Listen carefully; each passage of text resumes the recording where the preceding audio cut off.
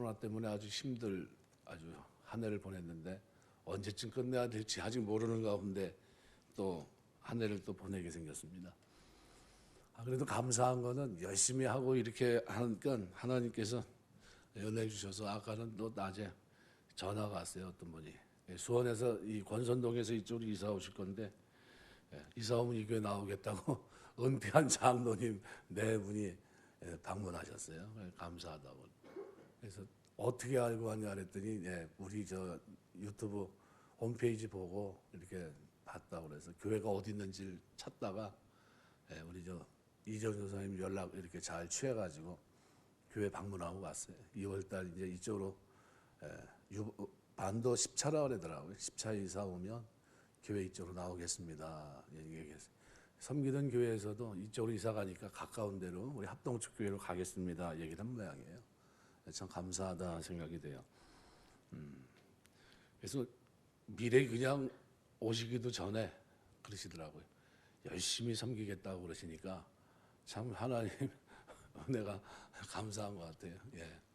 참 최선을 다해서 섬기겠습니다. 이렇게 하니까 그냥 듣기만 해도 마음이 좀 이제 후련한 것 같아요. 우리 코로나 때 평상시에는 좀 많이 좀 왔는데 이게 안 보이고 이렇게 텅 비어 있는데도 그런 마음이 좀 있는 것 같습니다.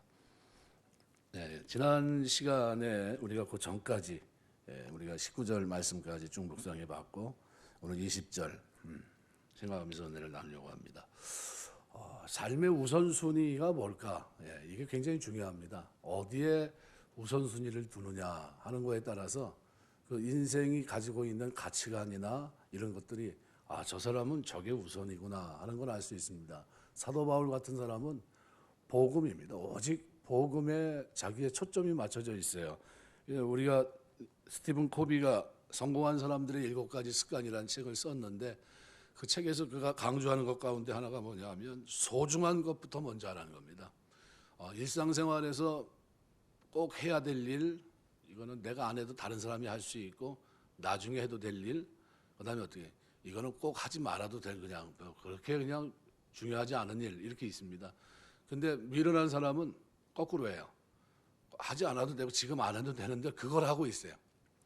근데 진짜 소중한 건 뭐냐는 거죠. 소중한 거. 그래서 이 원칙이 효과적으로 자기 관리를 잘하는 사람이 성공한다. 그래서 괴테는 그렇게 말합니다. 가장 중요한 것이 가장 하찮은 것에 의해서 좌우돼서는 안 된다. 이렇게 얘기했어요. 철학적인 사유라고 생각이 되는데 가장 중요하다고 생각하는 것이 가장 하찮은 것에 의해서 좌우되면 안 된다는 거예요.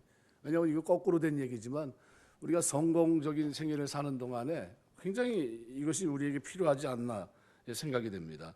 그래서 오늘 우리 본문은 오늘 다윗이 살아가는 동안 가장 중요하게 여긴 게 뭐냐는 거예요. 그게 바로 하나님 말씀입니다. 그래서 사람마다 편차가 참 큰데 어떤 교회에서 성도들 모두에게 삶에 있어서 가장 중요한 것이 뭡니까? 이렇게 적으라고 설문지를 돌렸다고 합니다. 이 설문지에는 직업, 배우자, 자녀, 친구, 가족, 교육, 교회, 여가, 자아실현 등 사람들이 중요하게 생각하는 이해들이 쭉 적혀 있었다고 합니다. 물론 이런 것들은 각각의 사람들의 처한 삶의 형편에 따라서 우선순위가 조금씩 달라집니다. 그런데 이 목록에 중요한 것이 빠져 있는 것을 볼 수 있습니다. 그것이 뭐냐 하면 하나님이에요. 그러니까 그 교회에서는 대부분의 사람들이 그 목록에 하나님을 적지 않았다는 거예요. 그러니까 과연 맨 앞에 삶에 있어서 가장 중요한 것이 뭡니까? 하나님이고 하나님이 나에게 하신 말씀입니다. 이렇게 얘기할 수 있다면 그러면 그 사람의 우선순위는 어디에 있습니까? 성경이에요. 그래서 존 메가더 같은 사람들은 꼭 시간을 정해놓고 성경을 읽고 기도했던 겁니다. 왜요? 삶의 우선순위가 하나님과의 만남, 하나님께 시선을 고정하고 살았기 때문이에요. 우리가 이런저런 일에 바빠서 세상 사람들과 비슷하게 살아가면서 교회 출석하는 거로만 만족하고 있다면 우리가 삶의 우선순위가 바뀔 수 있는 여지가 있습니다. 우리 인생 목록에서 하나님이 빠질 수도 있다는 거예요. 잘못하면, 까딱 잘못하면 하나님의 뜻을 외면할 수도 있다는 겁니다. 그냥 바쁘다 보니까 이렇게 하다 보니까 그런 의미로 본다면 괴테가 얘기한 얘기는 굉장히 의미가 있다고 생각이 됩니다. 가장 중요한 것이 가장 하찮은 것에 의해서 좌우돼서는 안 된다. 쉽게 말하면 나는 지금 하나님 섬기고 하나님께 예배하고 하나님께 기도하고 그죠? 하나님과의 관계 속에 말씀을 묵상하고 하는 것이 가장 중요한 건데 이것이 다른 하찮은 일, 다른 일 내가 안 해도 되고 다음에 해도 되고 하는 이 일들 때문에 그것이 무너져서는 안 된다는 거예요. 그래서 누구냐는 거죠. 그래서 오늘 다윗은 자기가 어떻게 살아갔는지 하나님 중심으로 가장 앞에 하나님이 있었는데 그 하나님 앞에서 어떻게 살아갔는지를 오늘 본문에서 묘사하고 있습니다. 그래서 20절에 보시면 내 의를 따라 상 주시며 내 손의 깨끗함을 따라 내게 갚으셨으니 이는 이유를 얘기합니다. 내가 여호와의 도를 지키고 악하게 내 하나님을 떠나지 아니하였으며 그의 모든 규례가 내 앞에 있고 내게서 그의 율례를 버리지 아니하였습니다. 두 가지가 있다는 거예요. 그냥 하나님이 나에게 가장 중요합니다. 그 얘기만 하고 있는 게 아니라 중요하기 때문에 내가 이 두 가지가 나에게서 떠나지 않았고 그것이 내가 적극적인 모습이었다고 한다면 소극적으로는 어떻게 해요? 그것 때문에 악한 길로 가지 않았다는 거예요. 그래서 이 모습을 20절의 말씀은 여호와께서 내 의를 따라 상 주시며 내 손의 깨끗함을 따라 내게 갚으셨으니 이 얘기입니다. 이 얘기를 그래서 나중에 다시 한번 26절에서 강조합니다. 깨끗한 자에게는 주의 깨끗하심을 보이시며 이렇게 얘기해요. 결국 자기의 삶에 있어서 이 깨끗한 삶, 의로운 삶은 뭐와 관계되어 있습니까? 우선순위가 하나님인데 하나님의 말씀과 관계가 있다는 거예요. 말씀을 통해서 자신이 깨끗해졌다 하는 겁니다. 그래서 이 규례라고 하는 이 말이 미슈파트라는 말인데 출애굽기 24장 3절 그런데 이 율례 또는 법도로도 번역이 됩니다. 그러니까 하나님께서 그의 백성들에게 선포하고 지키도록 했던 하나님의 율법 이거를 규례라고 말합니다. 미슈파트. 근데 그 하나님의 율법이 자기의 면전에 있다고 시인은 말합니다. 그러니까 그의 모든 규례가 내 앞에 있고 그 내 얼굴 앞에 있다는 겁니다. 여러분 십계명이 내 눈앞에 있다는 거예요. 내 얼굴 앞에 그 하나님의 뭐가 있어요? 규례가 있고 그다음에 그 율례가 있다는 겁니다. 그 율례. 그래서 내게서 그의 율례를 버리지 아니하였다. 그래서 내게서 그의 율례를 버리지 않았다는 게 뭡니까? 율례라는 말은 후카라는 말은 색이다, 기록하다라는 건데 하카크라는 단어와 관계되는 겁니다. 근데 이 단어도 사실은 미슈파트라는 단어와 율법이라는 단어와 유사한 단어입니다. 그래서 굳이 이것을 나누면 미슈파트는 율법의 둘째 돌판과 관련된 것으로 보통 이해합니다. 여호와의 기본적인 법률로 둘째 돌판이 뭡니까? 내 부모를 공경하라, 살인하지 마라, 간음하지 마라, 이런 마지막 십계명의 그 내용들. 그런데 이 뒤에 나오는 그 율례, 후카라는 히브리 말은 세부지침을 얘기합니다. 그러니까 세부지침이라는 건 뭐냐면 우리가 이 칼빈은 이렇게 얘기했어요. 하나님께 드리는 예배와 관련된 신앙의 의무와 의식에 대한 것으로 이해한다 그랬어요. 그러니까 지금 다윗이 지금 무슨 얘기를 하고 있냐면 하나님 내가 얼굴 앞에 뭐가 있어요? 십계명이 있고 내 얼굴 앞에 십계명만 있는 것이 아니라 그의 율례를 내가 버리지 않았습니다. 그러니까 그 말씀이 있고 말씀이 얘기하고 있는 모든 조그만 계명들을 내가 지켰다는 거예요. 그대로 살아갔다는 겁니다. 그것이 내 삶이라는 겁니다. 그거를 20절에서는 내 의를 따라 상 주시며 내 손의 깨끗함을 따라 내게 갚으셨으니 이는 내가 여호와의 도를 지키고 악하게 내 하나님을 떠나지 아니하였사오니. 그러니까 하나님을 떠나지 않았던 자기의 삶을 이렇게 표현합니다. 그럼 이 모습을 우리가 가만히 들여다보면서 신앙생활하면서 우리가 지금 이 시대에 살아가면서 어디에 초점을 맞춰야 되냐 하면 하나님의 말씀, 그죠? 그리고 세부적인 말씀 이거를 가지고 지켜 행하는 사람이 되는 것이 복이 있다는 겁니다. 그러니까 그 지금 다윗이 하는 얘기는 뭐냐 하면 내가 그 말씀이 내 앞에 있고 그 말씀을 따라서 내가 세부적인 지침들을 내가 지키며 살아갔다는 겁니다. 이것이 내 의인데, 그죠? 이 의를 따라 하나님이 나에게 갚아주셨다는 거예요. 그러니까 이거는 전에 우리가 히스기야가 기도할 때 뭐라 기도했다고 그랬습니까? 병들어 죽게 됐을 때 이사야가 얘기합니다. 하나님이 그러는데 당신은 이제 다 살았다고 그럽니다. 이제 유언장을 쓰시죠. 뭐 일종의 그런 통보를 받아요. 그랬더니 뭐라고 얘기합니까? 하나님 앞에 성전에 올라가서 울면서 기도해요. 하나님 내가 주 앞에서 행할 일들을 추억하옵소서. 내가 지난 시간 지금까지 살아오는 동안 하나님 앞에서 어떻게 살아갔는지를 한번 좀 보십시오. 이 얘기입니다. 이게 뭡니까? 오늘 다윗이 한 얘기가 똑같은 거예요. 하나님, 그 나의 삶에 뭐가 있었다는 거예요? 율법과 그 그죠? 규례와 율법이 자신의 삶 속에 그대로 있었다는 겁니다. 율례, 이 두 가지가 있었다는 거예요. 결국 이 모습은 우리의 삶을 돌아보게 하고, 그 다음에 우리가 하나님 앞에 어떻게 살아야 될 것인가를 다시 한번 생각해 보는 아주 중요한 대목입니다. 그래서 23절에 보면 이렇게 얘기합니다.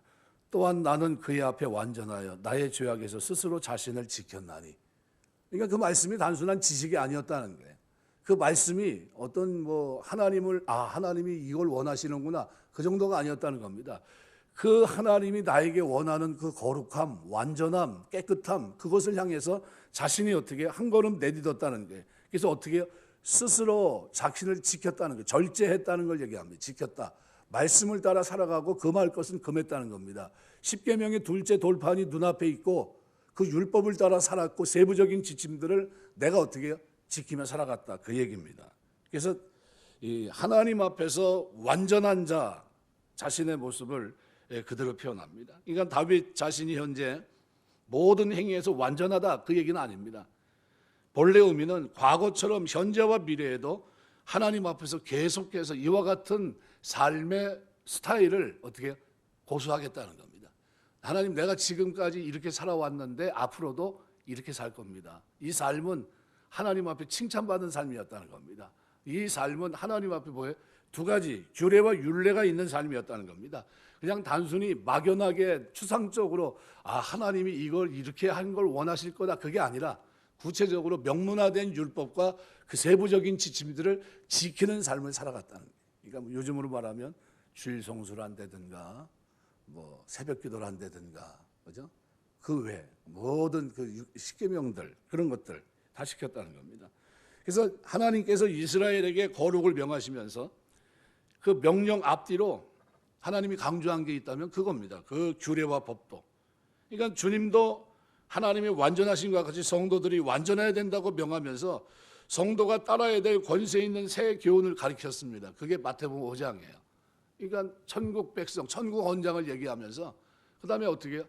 너희는 산 위에 있는 동네와 같다는 거예요. 그러니까 어떻게 살아야 됩니까? 빛과 소금같이 살아야 된다는 거예요. 다윗 역시도 이 완전함을 말하기 전에 여호와의 도와 그 모든 규례, 그 율례를 앞세우고 있습니다. 그러면 성도가 완전하게 될 수 있는 비결은 한 가지예요. 그 말씀을 절제하는 거, 말씀 앞에 절제하고 자기를 지키는 데 있다는 겁니다. 여러분, 끊임없이 내가 하나님 말씀을 지키는 자로 존재해야 된다는 거예요. 그래서 시편 119편 9절 보면 이렇게 얘기합니다. 청년이 무엇으로 그 행실을 깨끗게 하리까? 주의 말씀을 따라 삼갈 것이니이다. 아주 간단해요. 절제하는 걸 얘기합니다. 주의 말씀을 따라 절제하는 거예요. 하나님 말씀을 따라 그 뭐예요? 율례와 규례를 따라서 절제하는 거예요. 형문화된 아주 십계명과 그 다음에 어떻게 세부적인 지침을 지키는 걸 얘기하는 겁니다. 그러니까 이것이 누구의 삶이라고요? 바로 다윗의 삶이었습니다. 그러니까 다윗은 자기가 살아가면서 하나님 앞에서 이런 모습을 가지고 하나님 앞에 나갑니다. 그래서 23절에 보면 나는 그의 앞에 완전하여 나의 죄악에서 스스로 자신을 지켰다. 그러니까 오늘 성경에서 말하는 의인들의 의로움과 완전함은 어떤 우리가 말한 대로 환상을 본다든가 아니면 변화산에 올라가서 이렇게 변화되고 그때 뭔가 확인하고 이런 게 아닙니다. 여기 의인들의 의로움, 완전함은 오히려 세상 유혹 앞에서, 그죠? 세상 살아내는 우리 과정 속에서 자기를 어떻게 말씀 때문에 절제하고 다가오는 어떤 불의한 일들, 죄악, 시련, 여기에 대항해서 목숨을 걸고 믿음을 지키는 거, 진리를 지키는 거, 그 진리를 붙잡고 싸우는 영적 전쟁터에서 이 사람이 가지고 있는 완전함과 의로움이 드러나는 거예요. 이 의인이 언제 드러난다고요? 바로 그 자리, 세상 살아가는 동안에 내 삶의 현장에서 저 사람이 의인인지 아닌지를 뭐를 통해서요? 말씀을 붙잡고 말씀의 가치를 깨닫고 그것을 얼마나 중요시 여기고 그 말씀 앞에 지켜 행하느냐, 이걸 통해서 알 수 있다는 겁니다. 그러니까 성도들은 따지고 보면 우리 살아가는 내내 전쟁으로 말하면은 전쟁 중에 있는데 전방 후방 따질 게 하나도 없어요. 우리가 살아가는 동안 죄와 치열한 싸움을 합니다. 지금도 불의한 세상과 죄악된 세력들은 성도들이 간직해야 될 완전한 의, 그죠? 그리스도를 통해 구속받은 완전한 이 의를 빼앗고 부정하고 음란하고 불완전한 죄악에 빠뜨리려는 노력을 죄악된 세력들, 불의한 세상은 계속해서 우리에게 도전합니다. 그럼 이 영적인 이 싸움터에서 우리가 승리하고 흠이 없고 완전한 자로 서기 위해서 제일 중요한 것이 있다면 뭡니까? 말씀을 따라 삼가고 절제하는 거예요. 그래서 성령의 열매 가운데 절제입니다. 그러니까 예수 믿는 사람이, 잘 믿는 사람이 뭡니까? 절제할 때 절제하는 게 잘 믿는 거예요. 다른 방법이 없습니다. 우리 모두가 성령의 열매 절제를 붙들고 악하고 불완전한 세상 가운데 완전함이란 놀라운 축복을 나타내는 그런 삶을 사는 저와 여러분 되시길 주의 이름으로 축원합니다. 고린도전서 9장 25절 보면 이 길을 다투는 자마다 모든 일에 절제하나니 저는 썩을 면류관을 얻고자 하되 우리는 썩지 아니할 것을 얻고자 하노라. 썩을 면류관을 얻고자 달리는 사람도 절제하는데, 그죠? 썩지 아니할 영원한 생명의 면류관, 의의 면류관을 쓰려고 하는 사람들이 절제가 없다는 것은 있을 수가 없는 겁니다. 그래서 청년이 무엇으로 그 행실을 깨끗게 하리이까 주의 말씀을 따라 삼갈지니이다. 이 말씀은 말 그대로 진리입니다. 우리가 신앙생활하면서 신앙생활하면 계속 어떻게 해요? 절제하는 겁니다. 절제. 얼마든지 놔두면 어때요? 폭발할 수 있어요. 그냥 세상 속이 얼마든지 모르는 게 아닙니다. 다 압니다. 봐서 알고 있고 들어서 알고 있고, 그죠? 다 알고 있어요. 그런데도 절제합니다. 왜요? 하나님이 기뻐하지 않으니까. 이거는 하나님께서 내 삶이 너는 내 앞에 행하여 완전하라 했는데 완전한 삶은 무와 관계가 있다고요? 율법과 규례를 절제하는 데 있다는 거예요. 그 말씀을 지키는 데 있고, 그 말씀 어디서요? 내 삶의 현장에서 남들이 볼 때는 하나님이 없어 보이는 그 현장에서 말씀을 붙들고 사는 그 모습, 그것 때문에 우리가 어떻게 절제하는 것, 그걸 통해서 나타내는 겁니다. 오늘 24절에 보면 그래서 그 모습을 오늘 본문에서는 또 이렇게 표현합니다. 그러므로 여호와께서 내 의를 따라 갚으시되 그의 목전에서 내 손에 깨끗한 만큼 내게 갚으셨도다.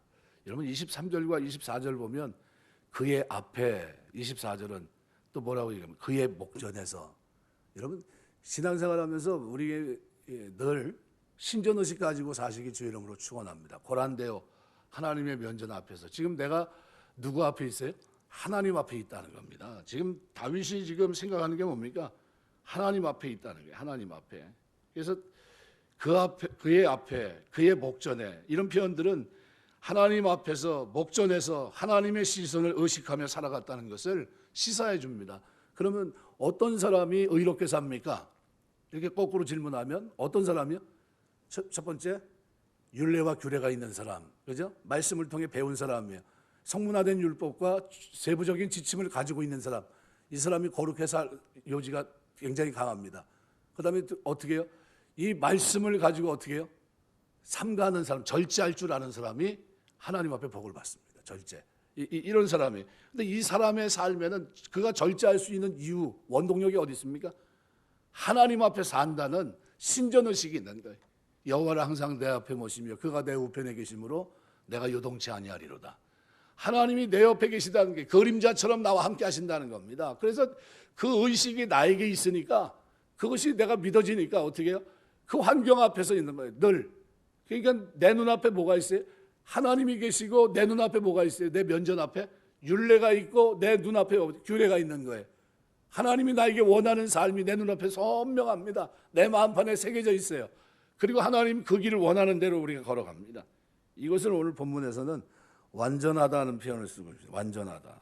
그러니까 우리가 완전한 자로 서기 위해서는 말씀을 따라 삼가고 자기를 절제하는 이거 외에는 방법이 없는데, 이 완전하여, 탐임이란 말은 완성하다, 끝내다, 흠이 없이 무죄하며 온전한 이란 의미를 가지고 있는 단어입니다.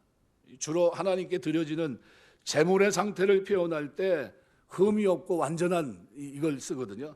레위기 1장 3절 10절이나 노아에 대한 묘사 창세기 6장 9절, 노아는 당대에 있어서 어때요? 완전한 자라.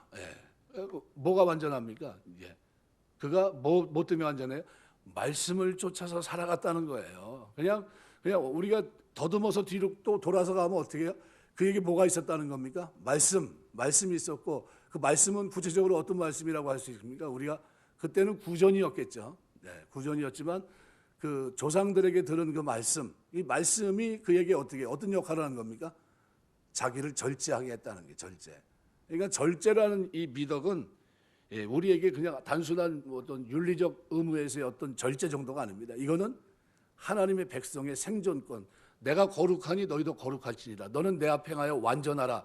그 완전하라고 하는 내 앞에서 거룩하게 살으라고 하는 하나님의 명령에 순종하는 하나님의 백성의 모습이에요.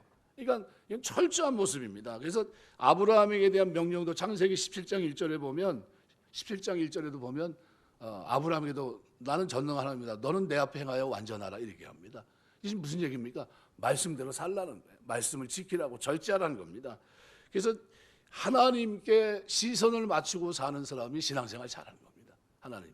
지금 하나님이 어디 있냐고 그러잖아요. 안 믿는 사람들은. 그런데 의인의 길과 악인의 길이 달라요. 그죠? 악인의 길에는 누가 있어요?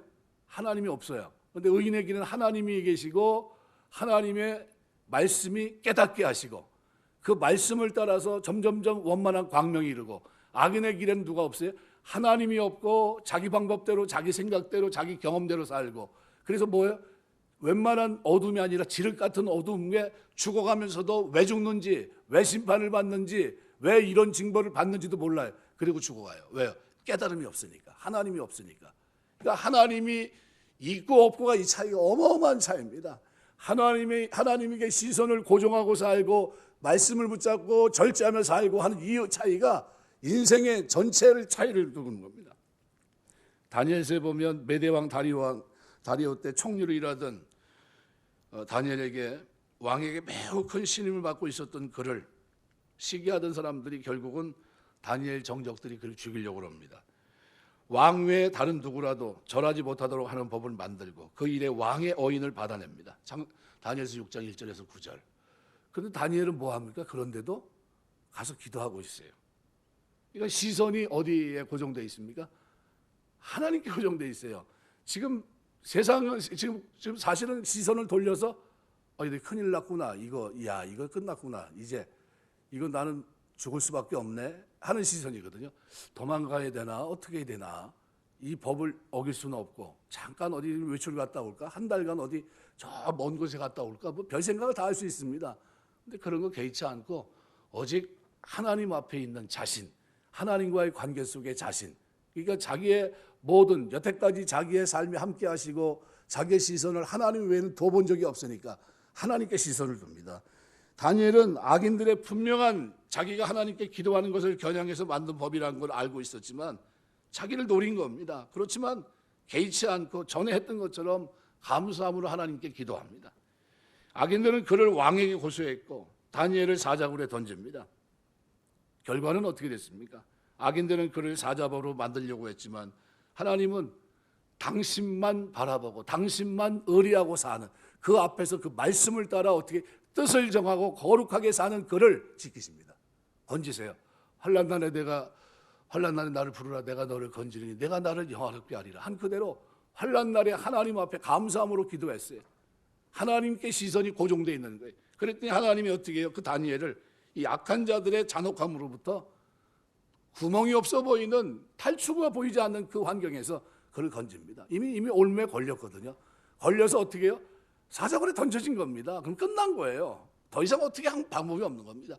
그런데 그 전무한 방법 그 자리에서 하나님 어떻게 해요? 하나님께 시선을 두고 살아간 그 신실한 종, 그들을 참수한 그들을 어떻게 해요? 역으로 그들을 심판하십니다. 분노의 눈으로 그들을 보시고 그 모든 뼈까지 그들을 으스러뜨립니다. 다니엘서 6장 24절. 우리가 살면서 우리 시선이 누구를 의식하며 사느냐 하는 것이 대단히 중요합니다.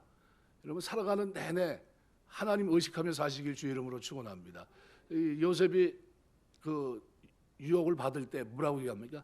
내가 하나님 앞에서 하나님 목전에서 어찌 죄악을 행하리요. 지금 거기도 하나님이 보세요. 가만히 생각해 보세요. 지금 형제 야곱과 함께 아버지와 함께 있고 그 자리는 어떤 하나님이 계신 것 같은 동네지만 아니, 애굽이라고 하는 동네는 우상 섬기는 동네입니다. 그 동네는 어떻게 하나님 알기로 우습게 하는 동네입니다. 아무도 없어요. 자기가 믿는 그 하나님을 어떻게 드러낼 수도 없는 그런 곳입니다. 예, 그런 자리예요. 그런데 거기서 지금 뭐 하고 있어요? 요셉은 예, 하나님 앞에 살고 있어요. 하나님 앞에. 시선이 어디 고정되어 있습니까? 하나님께. 시선이 하나님께 고정되어 있으니까 하나님이 고정되어 있는, 하나님만 의리하고 하나님만 바라보는 그 시선을 하나님 외면치 않는 거예요. 그러니까 그 시선을 하나님께서 받으시고 어떻게 축복하십니다. 함께 하시고. 그러니까 누구 시선을 의식하며 사느냐, 사람들의 눈을 의식하느냐, 그럼 외식하는 거예요. 위선 속에 살고. 근데 하나님의 눈을 의식하면 어떻게? 양심에 꺼리낌이 없는 진실한 삶, 정직한 삶을 사는 겁니다. 그러니까 그 사람의 가치와 삶의 목표를 반영해 주는 거예요. 누구를 의식하고 사느냐는 거예요. 우리가 살아가는 내내 하나님 의식하고 내 얼굴 앞에 하나님의 율례와 규례가 있는 여러분 되시길 주의 이름으로 축원합니다. 모든 것을 완전하고 깊이 꿰뚫어 보시는, 감찰하시는 하나님의 시각에 오늘 우리의 초점을 맞추고 그분 앞에 진실하게 행할 때 하나님 오늘 우리를 어떻게 해요? 건져주시는 거예요. 기도할 때 들어주시고. 오늘 우리가 그런 겁니다. 그래서 오늘 본문은 25절부터 27절은 그래서 바로 그 내용을 다루고 있습니다. 그래서 20절서부터 24절에서는 다윗은 자신의 의로움을 따라 하나님께서 갚아주셨다는 거예요. 그런데 이 의가 어떤 의입니까? 자기 얼굴 앞에 규례와 율례가 있는 의, 그 말씀을 따라 삼가는 의, 그죠? 시선을 하나님께 고정한 의, 그죠? 하나님을 의식하고 살아간 면전 앞에서의 의예요. 그러니까 이 의는 어떻습니까? 하나님 앞에 살아감, 하나님 앞에. 그러니까 하나님이 어떻게 해요? 그를 그대로 갚아주십니다. 그래서 여호와께서 내 의를 따라 상 주시며 내 손의 깨끗함을 따라 내게 갚으셨으니, 갚아주셨다는 거예요. 내 손의 깨끗함이 뭐 때문에 깨끗해졌습니까? 손을 여러 번 닦아서 깨끗한 게 아니라 뭐 때문에요? 말씀을 통해서 깨끗해진 거예요. 그 당시가 다 깨끗한 사람들이 아닌 환경에 있으면서도 자기는 어떻게 해요? 그 규례와 율례를 따라서 살아갔다는 거예요. 손을 깨끗이 했다는 겁니다. 그래서 이 손이 깨끗한 그대로, 그래서 25절부터 27절은 하나님의 성품을 드러내는데 구원 얻기 위한 성도의 삶이 어떠해야 하는지를 그대로 보여줍니다. 하나님의 성품을 객관적인 시각에서 묘사하고 있어요. 그래서 25절 보시면 이렇게만, 자비로운 자에게는 주의 자비로우심을 나타내시며 완전한 자에게는 주의 완전하심을 보이시며 깨끗한 자에게는 주의 깨끗하심을 보이시며, 이렇게 얘기합니다. 세 번에, 그죠? 그래서 여기 자비로운 자, 우리가 알고 있는 하시드라는 말, 긍휼히 여기는, 경건한, 거룩한, 신실한 성도, 이런 의미입니다. 영어 성경은 신실한 자라는 의미로 번역을 하고 있습니다. 자비로운 자, 자비한 자에게는 주의 자비하심을 나타내시고 신실한 자에 대해서 당신 스스로 신실함을 보이십니다. 이렇게 표현하고 있습니다. 신실한 자라고 하는 것은 구체적으로 하나님을 믿고 그분과의 언약에 충성스러운 자, 그러니까 21절, 22절에서 언급하고 있습니다. 21절, 22절. 이는 내가 여호와의 도를 지키고 악하게 내 하나님을 떠나지 아니하였으며 그의 모든 규례가 내 앞에 있고 내게서 그의 율례를 버리지 아니하였습니다. 이게 어떤 사람이라고요? 신실한 자예요. 그러니까 우리가 신실함을 어디서 그 사람을 인정하냐 하면 살아가는 동안에 하나님 말씀 앞에서 말씀이 어떻게 그것을 준행하느냐, 지켜 행하느냐, 이걸 통해서 그 사람의 신실함을 아는 겁니다. 그 다음에 완전한 자에게는 임깨바르 탐임, 이렇게 되어 있습니다. 깨바르란 말, 완전한 자, 여자나 유아를 제외한 전투에 참여할 수 있는 장성한 남성, 이것을 의미할 때 쓰는 단어가 이 깨바르라는 겁니다. 임깨바르 탐임. 탐임이란 말은 죄악을 행하거나 거짓되게 행하지 않고 하나님의 뜻대로 온전히 순종하며 살아가는 것을 나타냅니다. 그러니까 즉 인생의 목표와 방향이 온전히 하나님을 향해서 있고 그의 부합해 살아가는 이런 사람을 오늘 본문을 뭐라고 표현합니까? 완전한 자. 이런 사람에게는 뭘 나타내세요? 주의 완전하심을 보이시며. 그러니까 이 탐함이란 말은 끝마쳐, 마치다. 그러니까 성경에서 사무엘상 22장 26절과 오늘 본문에서만 쓰고 있는데 이런 경우는 뭐 온전, 정직, 뭐 성실하게 다룬다, 뭐 이런 의미입니다. 그러니까 공동번역은 이 부분을 이렇게 설명합니다. 흠없이 당신을 위하면 당신께도 흠없이 위해 주십니다. 이렇게 번역합니다. 그러니까 내가 하나님을 섬기는데 어떻게 해요? 깨끗한 모습으로 하나님을 섬기면 하나님이 나에게 깨끗한 모습으로, 내가 흠없는 모습을 하나님 섬기면 하나님이 나에게 흠없는 것으로 채워주신다는 거예요. 그러니까 저 신앙에 근거한 성숙한 삶, 하나님 앞에서 온전한 삶을 살아가는 데 있어서 장성한 자들에 대해서는 하나님께서 당신의 전능한 능력으로 그의 삶이 더욱 온전하고 부족함이 없도록 돌봐주신다는 거예요. 그러니까 우리가 이렇게 갈 때 의의 길을 걷는데 깨끗하게 살려고 몸부림치면 몸부림칠수록 하나님이 그렇게 살 수 있도록 능력을 주시고 환경을 허락해 주시겠다는 거예요. 우리가 살아가는 내내 방향을 잘 잡길 주의 이름으로 축원합니다. 그래서 예수 믿는 것은 방향입니다. 회개 방향. 온전히 하나님 앞에 살아가는 게. 그러면 하나님께서 어떻게 축복하십니다. 그래서 26절에도 보면은 깨끗한 자에게는 주의 깨끗하심을 보이시며, 이 깨끗함이란 이 말은 두 마음을 품지 않았다는 의미로 이해한 공동 번역은 본문에 두 마음을 품지 않고 당신을 받들면 당신께서도 두 마음을 품지 않고 붙들어 주십니다. 이렇게 번역합니다. 깨끗한 자에게는 주의 깨끗하심을 보이시며, 우리가 주님 섬기면서 하는 동안 하나님만 의지하시길 주의 이름으로 축원합니다. 그러니까 그 사람에게는 나는 하나님밖에 없습니다. 우리 사도 바울이 뭐라고 얘기합니까? 그 어려운 환경이 있는데도 하나님 의지하는 거, 의뢰하는 거 포기할 만한데 포기하지 않아요. 그 어려운 환경이 거기다 다 덧붙여서 뭐라고 얘기합니까? 하나님만 의뢰하기 위해서 나에게 이 많은 어려움을 줬다는 거예요. 이 많은 어려움 남들이 볼 땐 이해가 되지 않는 고통인데, 그런데 그 어려움 속에 뭐예요? 나는 하나님을 의뢰하게 됐다는 거예요. 하나님이 더 하나님 의뢰하라고 하나 보다. 이렇게 된 거예요.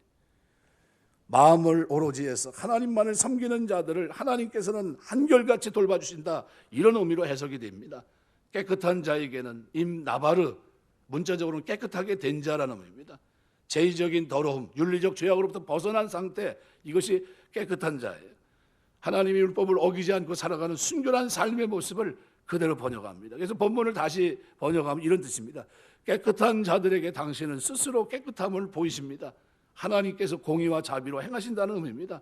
하나님께서는 범죄하지 않고 깨끗하게 사는 주의 성도들의 삶을 돌아보시고, 성도의 대적들에게는 공의로운 심판을, 성도들에게는 자비를 베푸신다는 의미로 우리가 본문을 받아들일 수 있습니다. 그래서 우리가 신앙생활은 오늘 20절서부터 24절까지 기록한 그대로, 말 그대로 우리가 신앙생활하면서 다윗이 뭐라고 합니까? 내 앞에는 뭐가 있어요?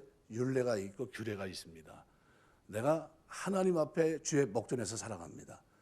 내가 그 말씀을 지켜 의로운 백성이 됐는데 어떻게 해서 의롭게 됐습니까? 말씀이 없어 보이는 환경이지만 그 속에서, 하나님이 안 계신 것 같은 환경이지만 그 속에서, 환난 속에서 그 말씀을 지켜 내가 깨끗하게 됐고 의롭게 살아갔습니다. 그랬더니 하나님이 내가 한 대로 그것을 그렇게 살 수 있도록 도와주셨습니다. 말 그대로 다니엘이 뜻을 정하고 그렇게 살려고 했더니 그렇게 살 수 있도록 어떻게 해요?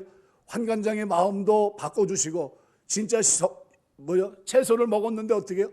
더 좋아지게 하시고, 그 거룩한 뜻을 정하고 살 수 있는 길을 열어주신 것과 똑같은 거예요.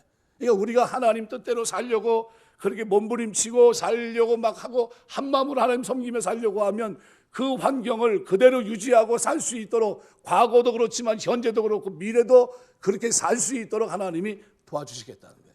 이런 도움 속에 하나님 잘 섬기는 여러분 되시길 주의 이름으로 축원합니다. 그렇지만 오늘 26절에는 이렇게 얘기해요. 사특한 자에게는 주의 거스르심을 보이시나니.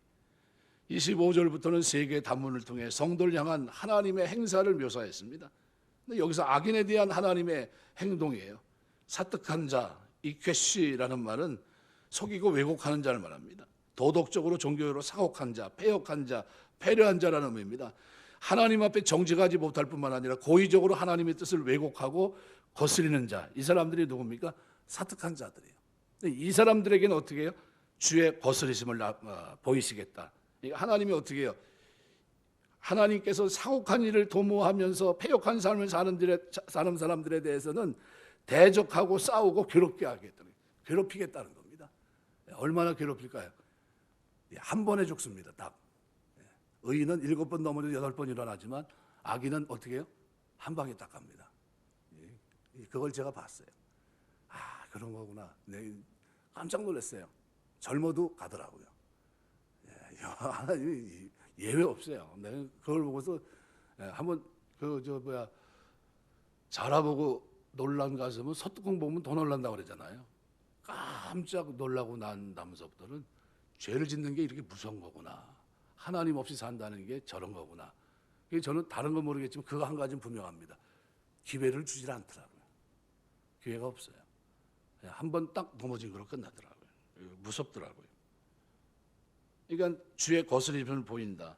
패역한 삶을 사는 사람들을 대적하고 싸우고 하나님께서 그렇게 하신다는 거예요. 그러니까 하나님 믿지 않고 하나님이 없고 하나님의 뜻에 대적하는 모든 이방인들에게 적용될 수 있지만 하나님을 믿는다고 말하면서도 하나님의 뜻을 따르지 않는 자들에게도 적용될 수 있습니다. 그런데 이 적용은 약간 차이가 있어요. 구원받은 하나님의 자녀인데 이렇게 거듭된 길을 갈 때는 어떻게 해요? 징계하십니다. 그런데 믿지 않는 그들은 뭡니까? 징계가 아니라 심판이 멸망입니다. 멸망. 그래서 그 차이가 분명합니다. 그래서 이제 우리가 이제 아침마다 이제 잠언 성경을 이제 좀 묵상하기 시작했잖아요. 그래서 이제 너무 한 절 두 절씩 나가니까 시편을 거의 한 3년 만에 끝나고 나니까 아니 그렇게 하면 안 되겠다 싶어가지고 잠언도 그렇게 하면은 또 그냥 또 오래 갈 것 같아서 안 되겠다 싶어서 단락으로 갑니다 지금. 이렇게 해서 몇 절씩 이렇게 가잖아요. 거기서 얘기하는 내용이 뭔지 이렇게 쭉 가지 않습니까? 그런데 내일 할 거에 보면 이 15절에 이렇게 나옵니다. 그러므로 그의 재앙이 갑자기 내려 당장에 멸망하여 살릴 길이 없으리라. 이 악인에 대한 겁니다. 그러면서 그 뒤에 뭘 써놨냐면 잠언 6장 16절에 이렇게 말해요. 여호와께서 미워하시는 것 곧 그의 마음에 싫어한 것이 17가지니 교만한 눈, 거짓된 혀, 무지한 자의 피를 흘리는 손, 악한 계교를 꾀하는 마음, 빨리 악으로 달려가는 발과 거짓을 말하는 망령된 정인과 형제 사이를 이간하는 자니라. 그리고 이들을 다 뭐로 표현하고 있습니까? 15절 재앙이 갑자기 내려 당장에 멸망하여 살릴 길이 없으리라. 기회가 있어요, 없어요? 없다는 거예요. 한 방이라는 겁니다. 딱 한 방.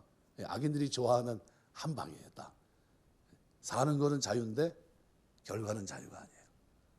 근데 의인은 뭐예요? 7번 넘어져도 8번 일으켜요.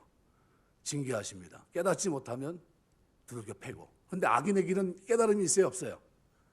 없어요. 지륵 같은 어둠, 깨달음이 없는 가운데 하나님도 안 계시고 하나님이 어떻게 해요? 사악한 자를 심판하는 심판이 호련히 그들에게 임하는데 피할 길이 없어요.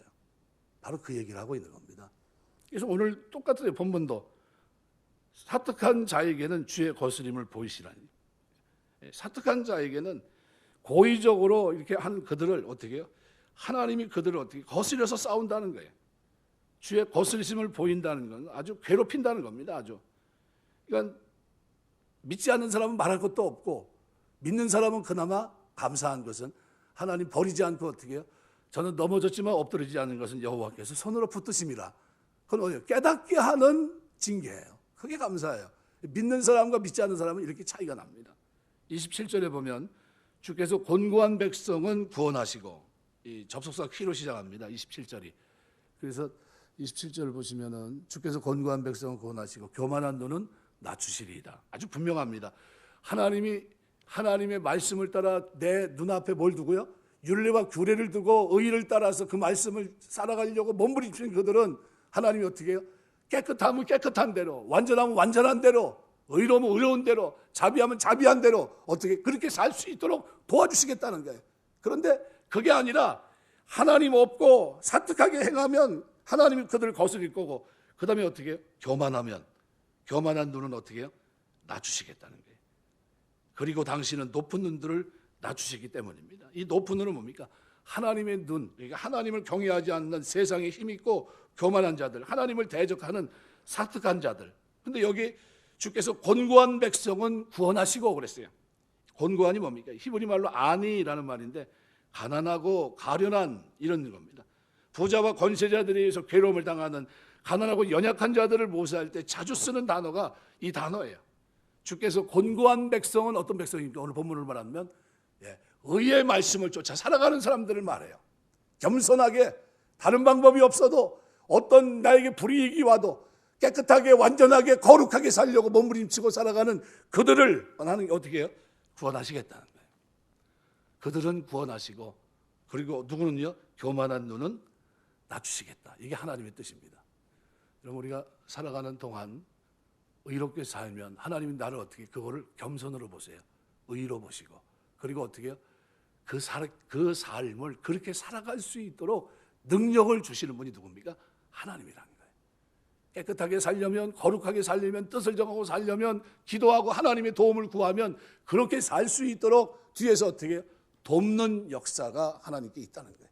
나의 등 뒤에서 밀어주시는 게 하나님이 당겨주시고 밀어주시고, 그리고 힘있게 살아갈 수 있도록 하나님이 그와 함께 하십니다. 말씀 맺겠습니다.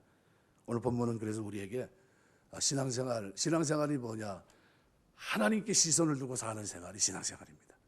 살아가는 내내 하나님 면전 앞에 사시길 주의 이름으로 축원합니다.